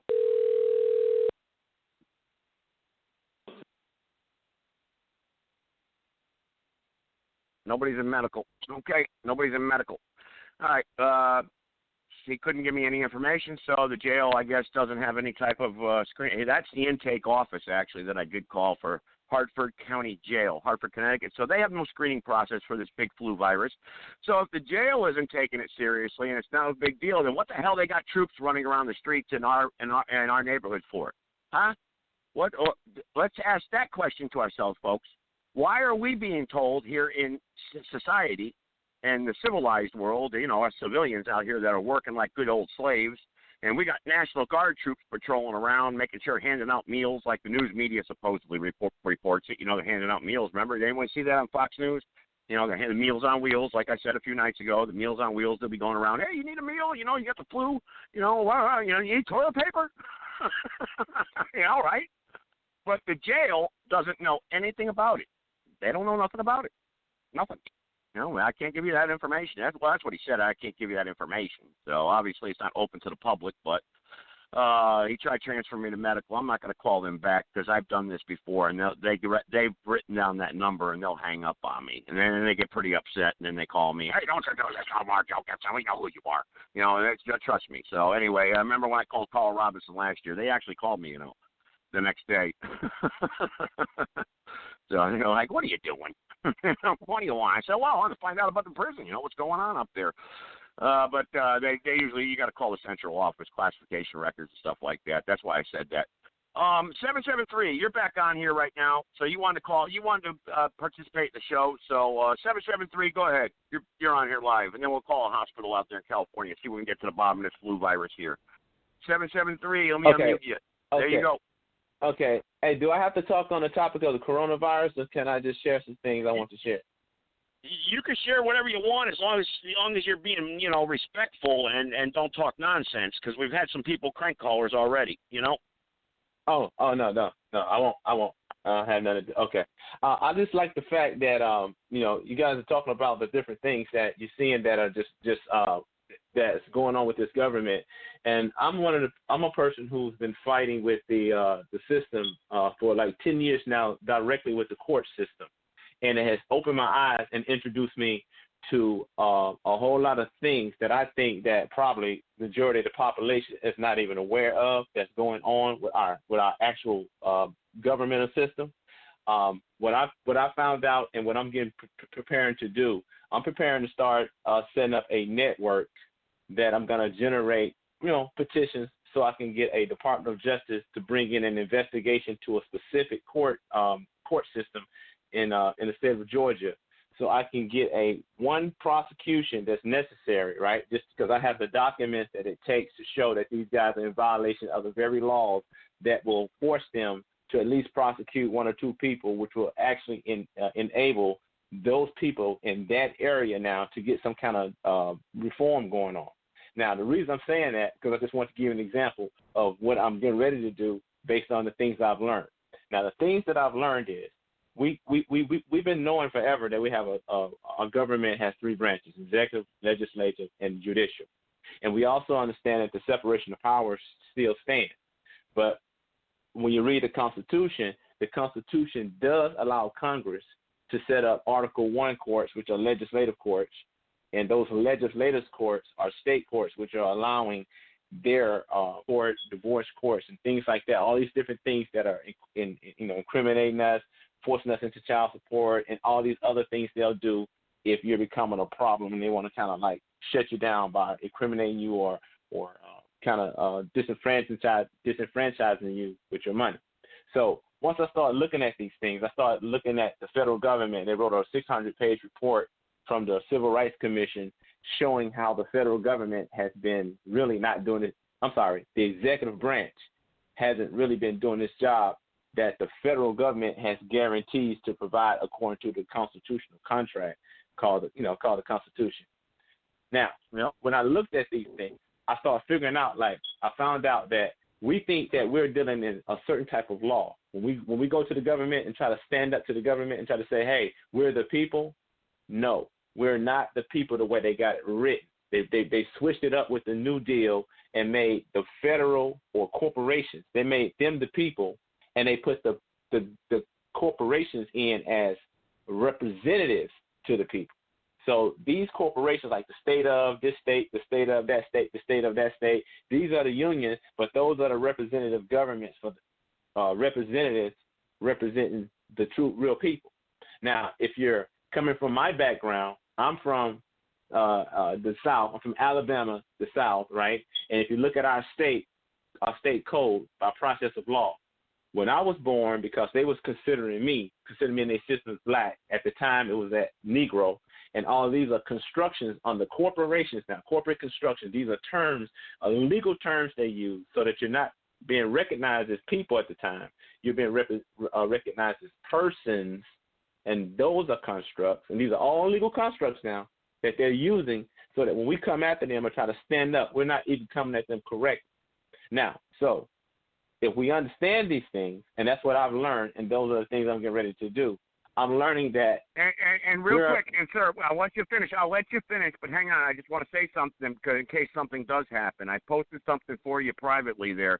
We talk about this very thing, what you're talking about in the Zoom network after this show, for instance, and we do video conference and you can call in, and there's a lot of people on that platform where they're on all night and all day, and there's a lot of people that are very knowledgeable in what you're talking about that would like to talk to you and probably could help you, and you can help other people too. So I just wanted to let you know that before, in case we got cut off, okay? But go ahead, carry on. Okay, and I see it. Just cut me off when you need to stop me because I get on the road when I start talking about this because I've learned a lot of stuff. Okay, so what I've learned was, in the system, and when you look at the state code, right, they took me at birth and put me in as unknown parentage, right? I'm in the system as unknown parent. That's you can look up the code, unknown parentage, and then through that process they took paternity. So that made my estate, right, that the state holds, my estate that the state holds and created, that make my estate a chattel estate. Now, 1865, they said that we're gonna stop slavery, right? And we're gonna call it something else. We're gonna call it the peculiar institution. You'll find that terminology used in the congressional records because all that meant was criminalization. When you incriminated, you were volunteering for slavery again. That's all it meant. So they made automatically my estate, because I was characterized as a black, or they want to say African slave, but my people aren't from Africa because my people were natives here, So, but that's record, and I can prove it. So I've went through certain things with the state already to get some of that cleared up. But they have you in the system that way. Now, everyone else who is considered white in the Americas was a process of law that the New Deal had brought forth. And they even now, through other acts they've created since then, and they've removed majority of the people who are considered white or feel white or whatever. They've now, through congressional acts, they've started pulling off that Constitution, taking those protections away, right? and then they'll start putting everybody almost in the same boat, in a sense, who don't understand the construct of the law. So now we're all operating, some with more knowledge than the others. We're operating at a disadvantage because we have a legal disability to challenge the federal government, right, who's supposed to oversee the state government, and the state government are all taken over by what you call the American Bar Association that has been setting up, that has already set up bar guilds in each state that work for the state. And it's the judicial branch now. Those are the guys. It's a judicial branch that are writing all out of this. And that's exactly what a lot of people in that Zoom page are combating, actually, the bar and going after the bar association and stuff like that. So that's where I think you'd fit in pretty well. And so that would be great if you can come on there. I think Mark actually hosts that for him. But I'll let you go ahead and continue. I'll bring Mark on if he wants to converse with you maybe. But, Mark, are you there? Excuse me. Yes, I am, Joe. I'm here, the campaign of the common man, and here we go again. What's going on, Joe? I'm backing Joe Gibson as a logical candidate because we don't always agree, but the heart and the feelings behind the original signing of the Constitution, best document that was ever placed. Now, I can't say too much for the founding fathers because they were pretty much assholes, but they flawed in what they wrote. How do you know? Well, we don't want to get into a debate about that, Mark. What I was trying to do is I was trying to introduce you to this gentleman that just is calling in because he's tackling what Jamie and the Belinda and all that, and Sarah and all them are tackling on the Zoom platform. So you may have someone else here who will come onto the Zoom and they can work together. So that's what I was trying to get at, Mark. You know, this obviously he's talking about the same subjects. You know. Okay, let's go for it. Let's keep playing that broken record over and over. Okay. So what I found out that needs to be done, right? The judicial branch has basically taken over because the American Bar Association is really, they're writing all the policies through law. When they go into a courtroom, they'll make their own decisions now. And then you don't like their decision, you got to go all the way up to the Supreme Court, who only hears about 1% of all cases that make it there.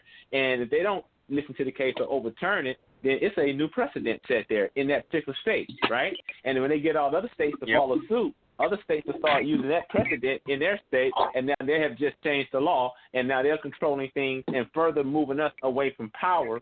Because if we come forward, right, if we recognize how to properly come forward and put ourselves back in the driver's seat saying that, hey, the authority that you all operate from is delegated authority from us.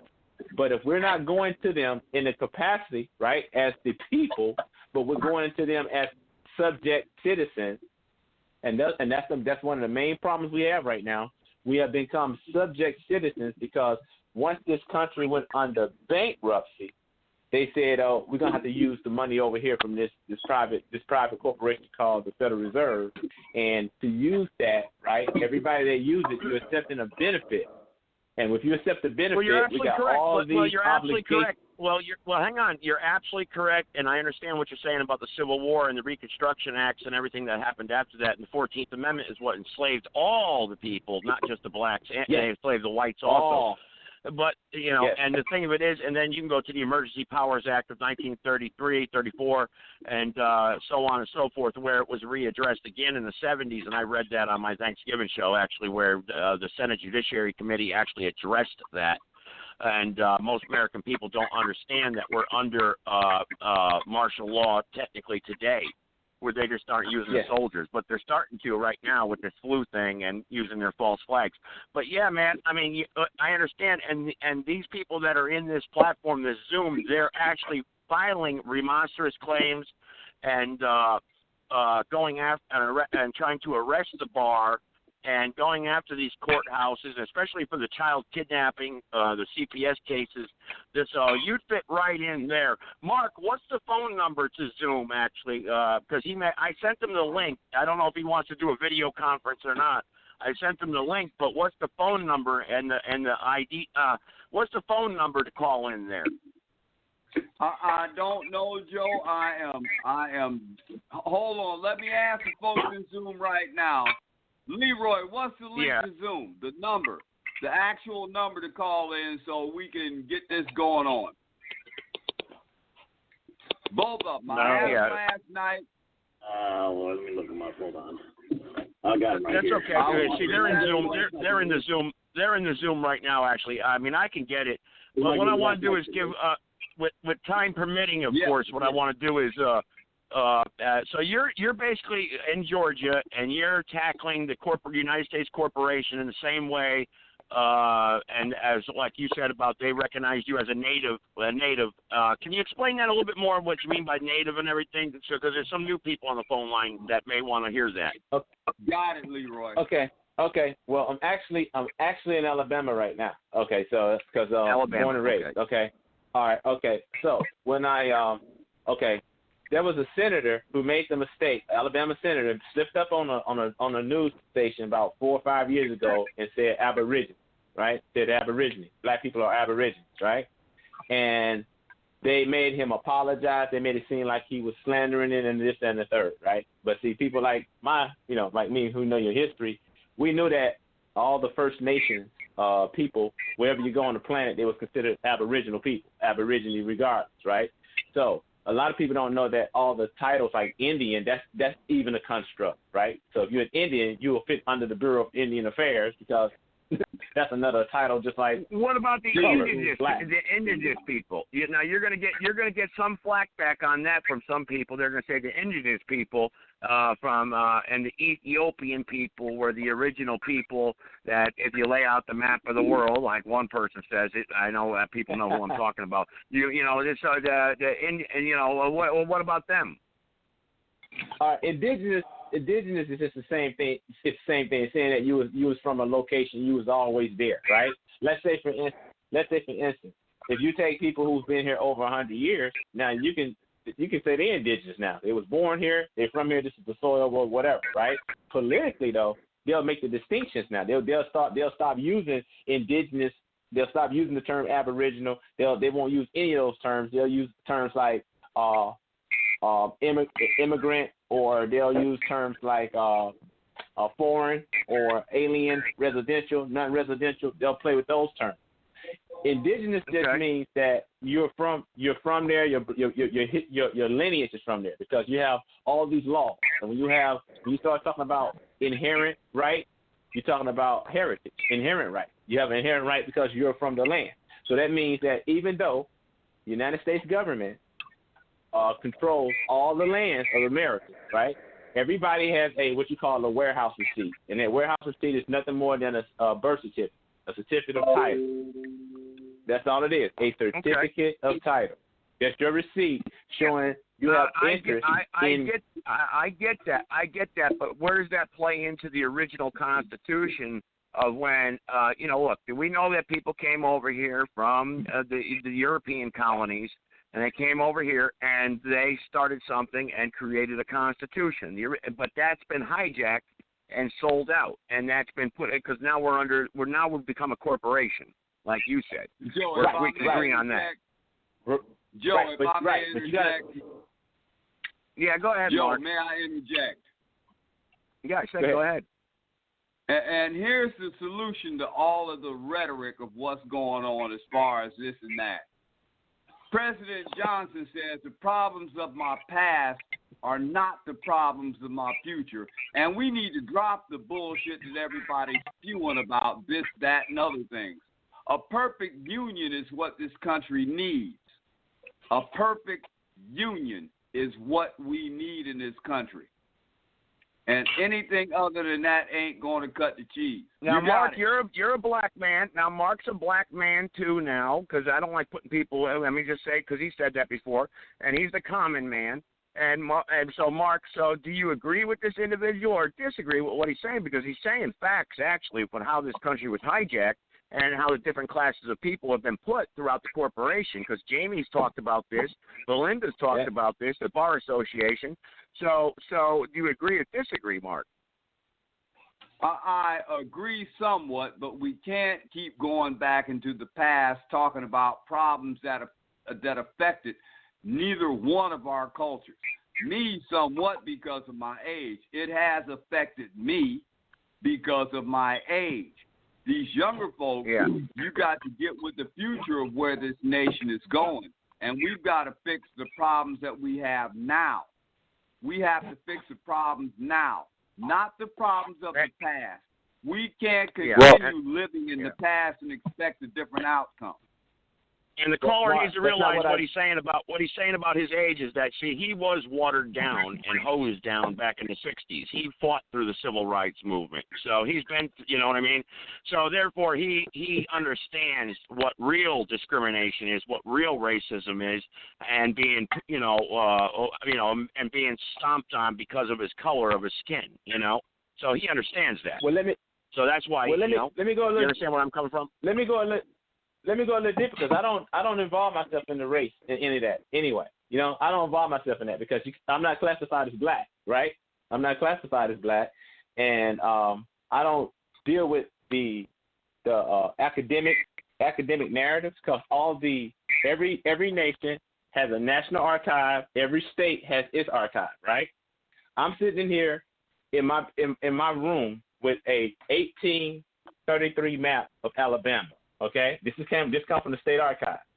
When I got back home a few years back, I sat down with a judge, a retired judge, who sent me to some fundraiser that was being held at a lodge, and this lady told me, "I'm going to show you a map based on what you're talking about." I was just telling her how I learned about who I was. All these years I thought I was African American. I was taught I was from Africa and all these things, right?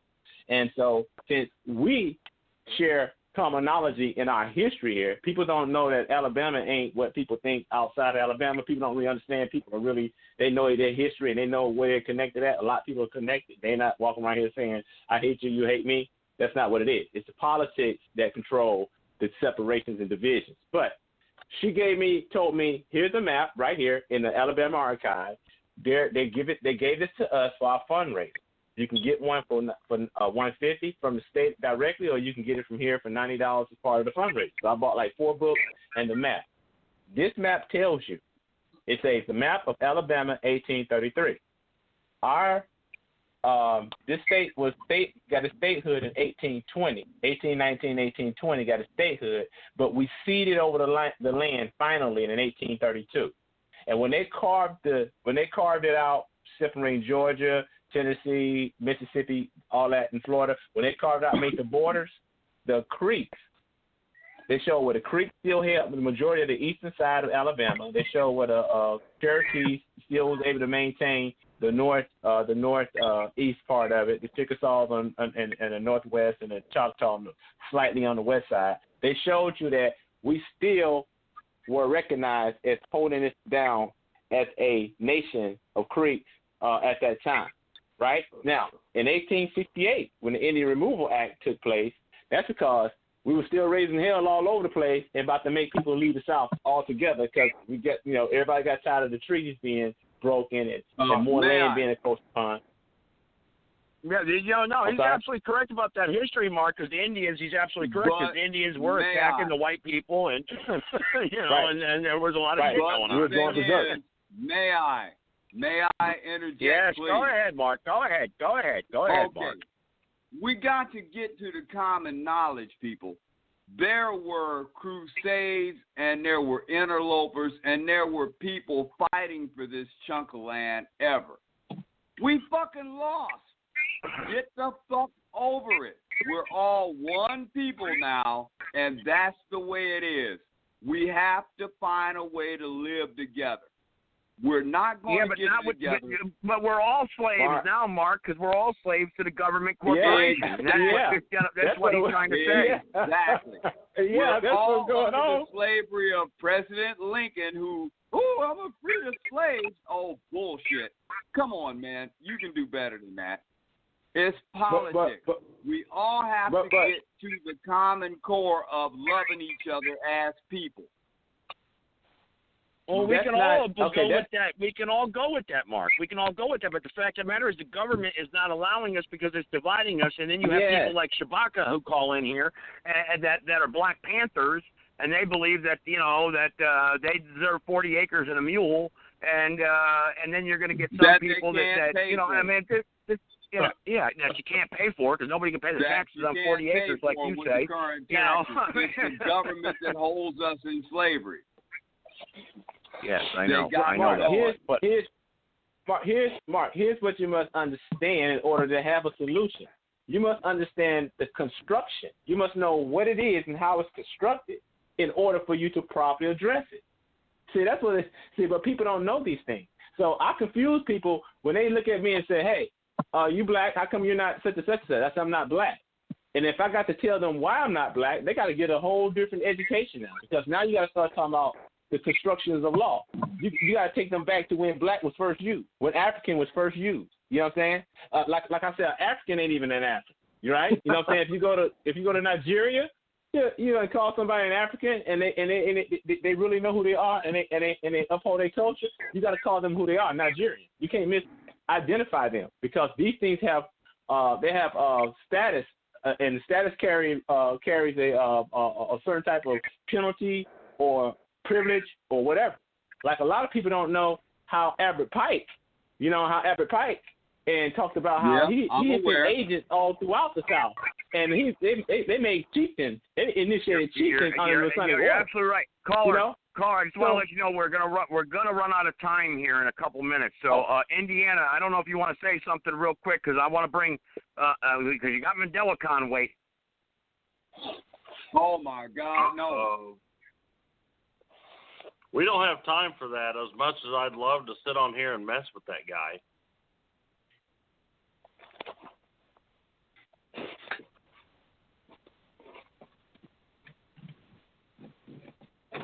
So I'm here. I'm still here. Yeah, go ahead.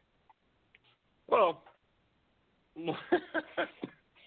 so what we need to do is everybody just needs to calm down. Like Mark, or like Joe, and I, we, called the news stations, and you got the real answer.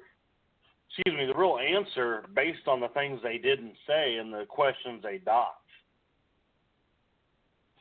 And it's all a big conspiracy for ratings. I mean, you look at the stock market; it's down from 29,000 to 21,000. It's a 9,000 point plunge. Okay, I'll admit that's a pretty nasty plunge. It's going to take some time to rise back up. We didn't see this, big of a stock market scare with the influenza, H1N1 virus and all that. But, we've seen a little bit with the Ebola scare because, everybody, hears the word Ebola and all of a sudden they start bleeding from the eyes, mouth, ass, and everything else, just from hearing it. But, what we need people to do is just remain calm, not go out and buy 500 rolls of toilet paper because you will be screwed when this is all over with and you can't sell it for the same value you paid for it.